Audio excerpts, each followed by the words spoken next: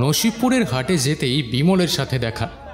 আমি বললাম, তো কেমন আছো বিমল ভাইয়া? বিমল বলল, এই চলে যাচ্ছে দাদা, মেয়েটার জ্বর কিছুতেই কমছে না, তাই একবার যদু ডাক্তারকে ডাকতে যাচ্ছি।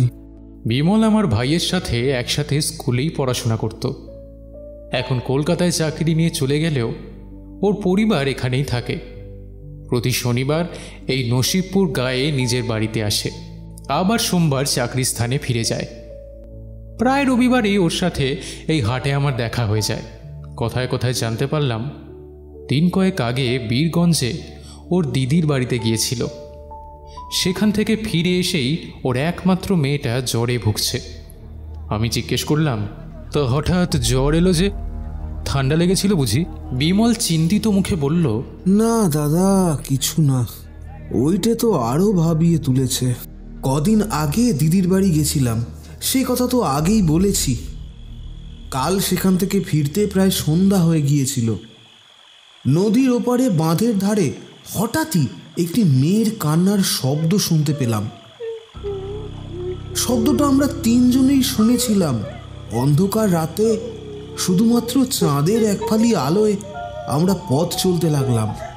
কিছু দূর এগিয়ে দেখি নদীর বাঁধটা যেখানে শেষ হয়েছে সেখানে একটি মেয়ে বসে রয়েছে।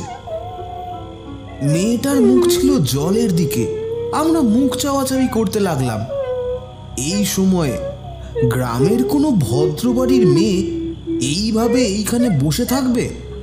আমার মেয়ে হৈম সাহস করে এগিয়ে গিয়ে মেয়েটির কাঁধে হাত রাখতেই মেয়েটি ঘুরে তাকালো আমাদের দিকে। কি বলবো দাদা, সেই মুখে কোনো মাংসের চিহ্ন মাত্র নেই। দুটো চোখের জায়গায় বড় দুটো গর্ত। আমরা যা দেখেছিলাম সেটি ছিল বেনারসি পরিহিতা একটি নারীর কঙ্কাল। চাঁদের আলো স্পষ্ট দেখেছিলাম সেই বিভৎস মুখখানি। এরপর প্রায় এক প্রকার দৌড়েই সেই বাঁধ পার হয়ে বাড়িতে পৌঁছাই আমরা। বাড়িতে ফিরে আসার পর থেকেই আমার মেয়ের জ্বর এলো। বড় চিন্তায় আছি গো দাদা। বিমলের অসহায় মুখখানা দেখে আমি বললাম, চলো আমিও তবে তোমার সাথে যদু ডাক্তারের কাছে যাই। যদু ডাক্তারের বাড়িতে যেতেই দেখি ডাক্তারবাবু তার ওষুধের ব্যাগ সাইকেলে ঝুলিয়ে কোথাও যাওয়ার জন্য বেরোচ্ছেন। আমাকে দেখেই চিনতে পেরে বললেন, আরে অমিও যে এত সকালে? আমি বললাম, আমার জন্য নয় ডাক্তারবাবু, বিমলের মেয়ের হঠাৎ খুব জ্বর এসেছে, সেই জন্যই আপনাকে ডাকতে এলাম। ডাক্তারবাবু খানিকটা চিন্তা করে বললেন, এই মুহূর্তে একজন মুমূর্ষ রোগীকে দেখতে যাচ্ছি পুব পাড়ায়, সেখান থেকে ফিরতে একটু বেলা হবে, তারপরে বিমলের মেয়েকে দেখতে যাবক্ষণ, কেমন? বলেই সাইকেলে চেপে পুব পাড়ার দিকে চলে গেলেন ডাক্তারবাবু। বিমল হতাশ হয়ে বলল, এখন কি করব দাদা, কিছুই তো বুঝতে পারছি না। গিন্নিও কান্নাকাটি করছে। আচ্ছা শোনো, আমিও বরং তোমার সাথে তোমার বাড়ি যাই। তোমার মেয়ে তো আমারও মেয়ের মতোই নাকি? এমন সময় ভেঙে পড়লে চলবে না ভাই। আমরা বিমলের বাড়ির দিকে রওনা দিলাম। বিমলের বউ ঘন ঘন চোখের জল মুছতে মুছতে বলল, একটু যে আতিথেয়তা করব সেই উপায় নেই দাদা। মেয়েটাকে নিয়ে যে বড়ই চিন্তায় আছি। আপনি বসুন, একটু চা করে আনি। আমি বাধা দিয়ে বললাম, আহা ওসব আরেকদিন হবে ক্ষণ, এখন আতিথেয়তা করার সময় নয়। মেয়ের নাম কি জানো? হৈম। বাহ, বেশ নাম তো। এখন আশীর্বাদ করি দ্রুত আরোগ্য লাভ হোক। বিমলের স্ত্রীর দু চোখ আবারও জলে ভিজে গেল। বলল, তাই যেন হয় দাদা। একরত্তি মেয়ে, খেলবে ঘুরবে তা নয়, বিছানায় কেমন নেতিয়ে পড়ে আছে। এ দৃশ্য যে আর সহ্য করতে পারছি না দাদা। মেয়ের অভাবে শুয়ে থাকা আমার বুকে শেলের মতো বিচ্ছে। আমিও এক মেয়ের বাপ। সন্তানের শরীর খারাপে প্রাণ কিভাবে কাঁদে তার সামান্য জ্ঞান আমারও আছে। বিমলের স্ত্রী কাঁদতে কাঁদতে ঘর থেকে বেরিয়ে গেল। আমি হৈমর মাথার পাশে একটি চেয়ারে বসে আছি। হঠাৎ শুনতে পেলাম মেয়েটি বলছে, পানকৌড়ি জলের মাঝে একটু। নদীর বুকে রক্ত মেখে একেবারে চুপ, হারিয়ে গেল জলের মাঝে, কেউ ছিল না সাথে। আমি অবাক হলাম। কান্না মেয়েটির দু চোখ বন্ধ, শুধু কথাগুলো বলে চলেছে।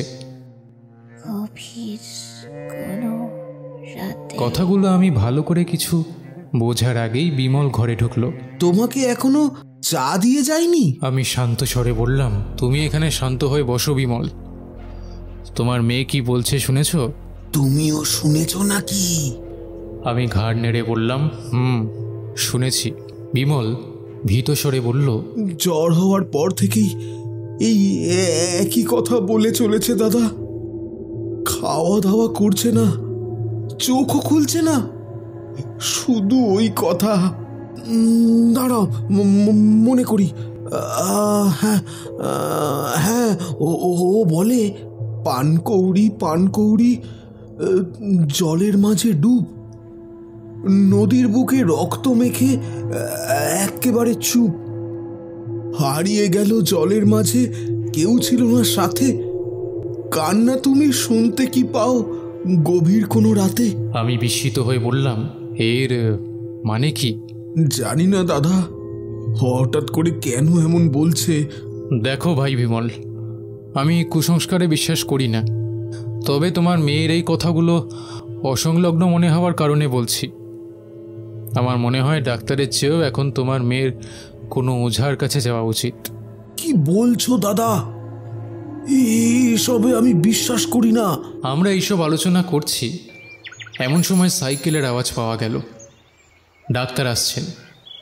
ডাক্তার মেয়েটির চোখ পরীক্ষা করলেন, জিভ দেখলেন, নাড়ি দেখে বললেন, শরীরে তো তেমন কিছু বুঝছি না হে, তবুও এই ওষুধের শিশিটা দিয়ে গেলাম, দুদাগ করে খাইও, 2 দিন দেখো, তারপর আমার খবর দিও, কেমন কি থাকে জানিও আমায়। যদু ডাক্তার এই কথা শেষ করেছে কি করেনি, সহসা দেখলাম হৈম চোখ মেলে উঠে বসেছে। তার দৃষ্টি সোজাসুজি ডাক্তারের দিকে। সেই জ্বলন্ত দৃষ্টি দেখে আমি বিমল দুজনেই চমকে উঠলাম।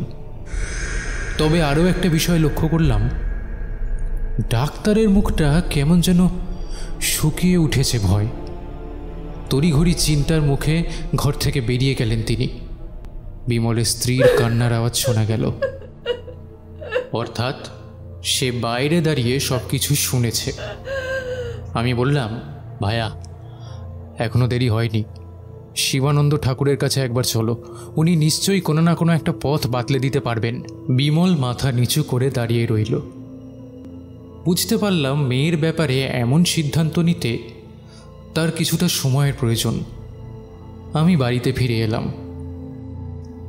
সেদিন সারাদিন মনটা বড় অস্থির হয়ে রইল।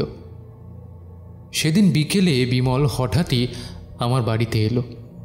আমার বাড়ির সদর দরজা থেকে ডাকতে লাগলো, দাদা, অমিয়দা, একবার শিগগিরই বেরিয়ে এসো দাদা। আমি বিমলের গলা শুনেই বাইরে বেরিয়ে এলাম। তাকে দেখেই বোঝা গেল সে ছুটতে ছুটতে এখানে এসেছে।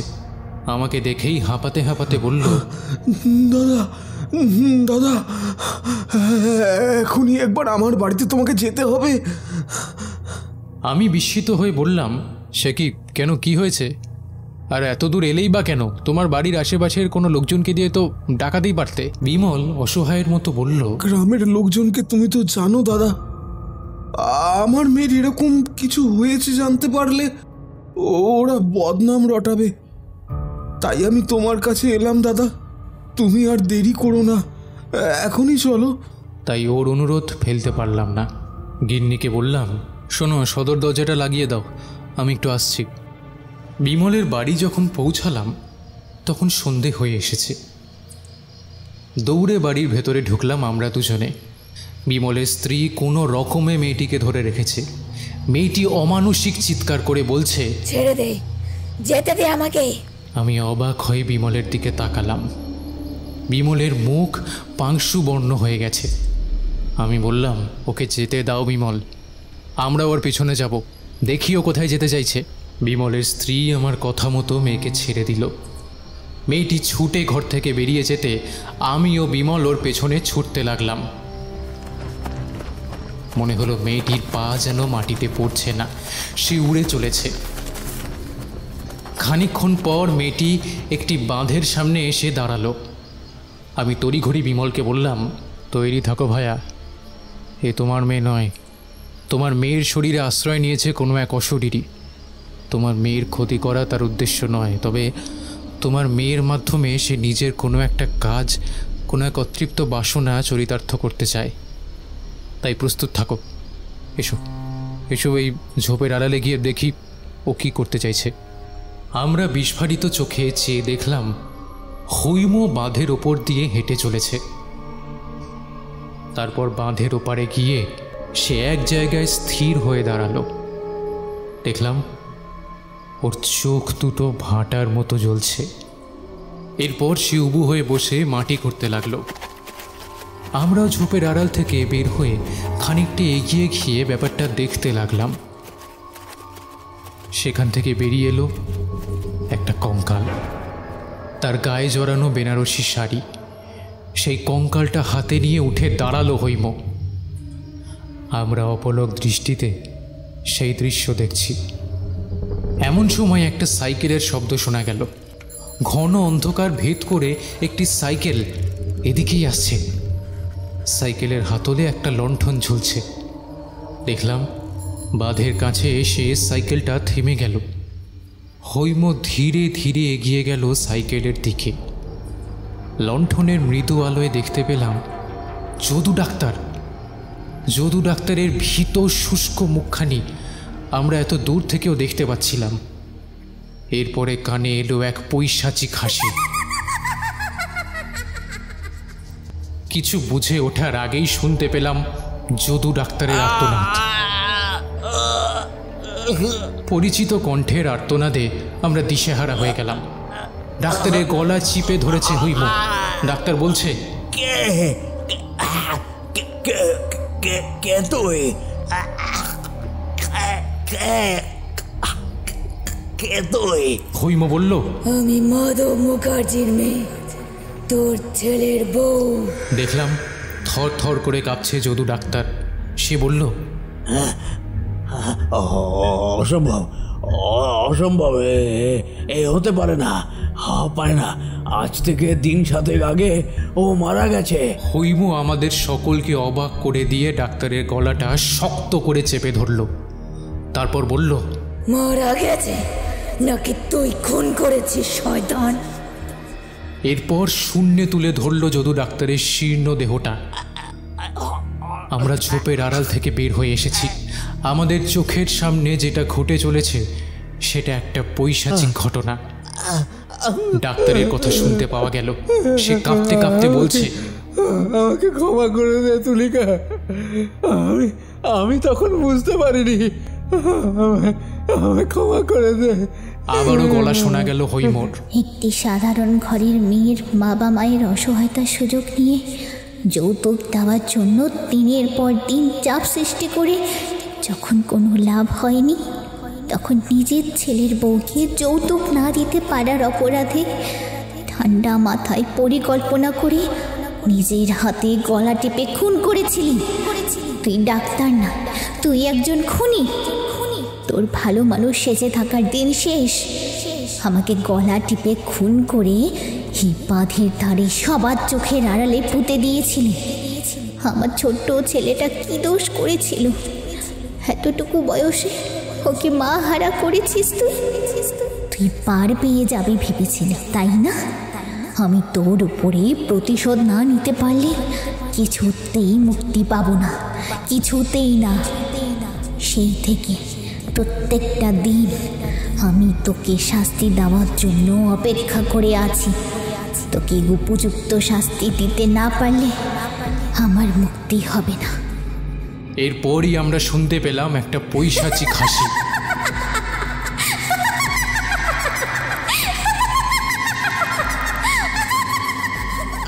আর তার সাথে ডাক্তারের আর্তনাদ।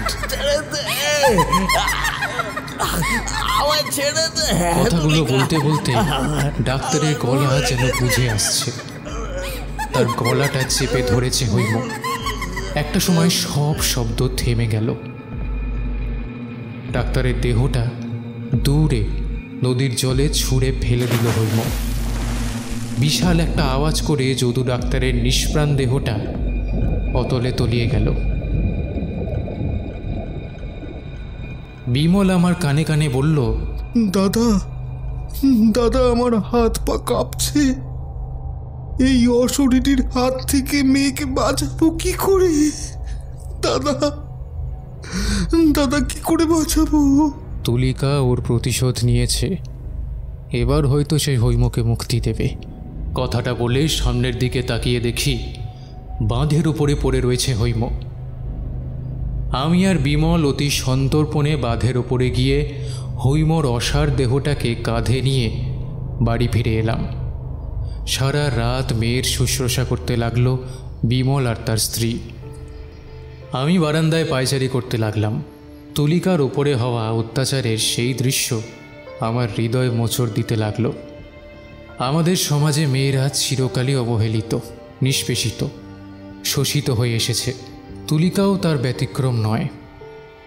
এইসব কথাই ভাবছি, এমন সময় বিমলের গলার আওয়াজে আমার হুঁশ ফিরল। দাদা, মেয়ের জ্ঞান ফিরেছে, ভেতরে এসো। আমি ভিতরে যেতেই বিমলের স্ত্রী বলল, আপনি ছিলেন বলেই মেয়েকে আজ ফিরে পেয়েছি দাদা।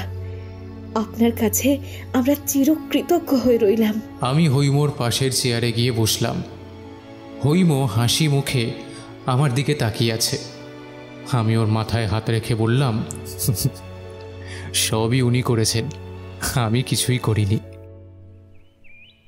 পরদিন সকালে বাড়ি ফিরেই গিন্নিকে সব কথা জানালাম। সব শুনে গালে হাত দিয়ে সে বলল, বলিহারি তোমার সাহস, এসব দেখেও ওখানে দাঁড়িয়ে রইলে? হ্যাঁ? আমি কিছু বলার আগেই বাইরের গ্রামের কিছু লোকের গলা শুনতে পেলাম। সদর দরজা খুলে রাস্তায় দাঁড়াতেই গ্রামের মোড়ল শ্রী বিষ্ণুপদ বিশ্বাস মশাই বললেন, এই শুনেছ নাকি ভাইয়া, যদু ডাক্তারের খবর শুনেছ? আমি বললাম, কই না তো, কি হয়েছে? গ্রামের আরও অনেকে সেই ভিড়ের মধ্যেই ছিল। তাদের মধ্যে থেকে শিবু বলে উঠল, নদীর পাড়ে যে তার দেহ ভেসে উঠেছে। সকালে জেলেরা মাছ ধরতে গিয়ে দেখতে পায়, তারাই গ্রামে এসে খবর দেয়। ওরে বাবা, সে কি বিভৎস দৃশ্য দাদা, দেখলে তোমার গা গুলিয়ে উঠবে। ও তাই নাকি? চলো তো একবার গিয়ে দেখি বিষয়টা। নদীর ধারে অসংখ্য মানুষের ভিড় ঠেলে কোনো রকমে এগিয়ে গিয়ে দেখলাম ডাক্তারের নিষ্প্রাণ দেহটা ফুলে ফেপে উঠেছে। তার চোখ দুটো খুবলে খাওয়া, তার হাত পায়ের অনেক অংশে ক্ষত। বেশিক্ষণ সেই দিকে তাকিয়ে থাকতে পারলাম না, আমার দম বন্ধ হয়ে আসতে লাগলো। আশেপাশের লোকেরা তখনও ডাক্তারের সেই রহস্যময় মৃত্যু নিয়ে আলোচনা করে চলেছে। আমি শুষ্ক মুখে বাড়ির পথ ধরলাম। আমার চোখের সামনে পুনরায় ভেসে উঠল গত রাতের সেই বিভৎস দৃশ্য। সাথে সাথেই অনুভব করলাম আমার শির দ্বারা বেশ শীতল স্রোত বয়ে যেতে লাগলো।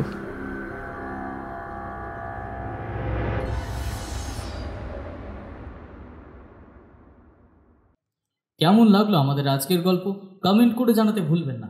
যদি গল্পটি ভালো লেগে থাকে অবশ্যই ভিডিওটিতে একটি লাইক এবং ভিডিওটিকে অনেক অনেক শেয়ার করবেন। যদি আমাদের গল্প ভালো লেগে থাকে তাহলে অবশ্যই গল্পবাস চ্যানেলকে সাবস্ক্রাইব করবেন এবং সাবস্ক্রাইব বাটনের পাশে বেল আইকনটি প্রেস করবেন, যাতে সমস্ত গল্পের নোটিফিকেশন আপনারা সবসময় পেয়ে যান।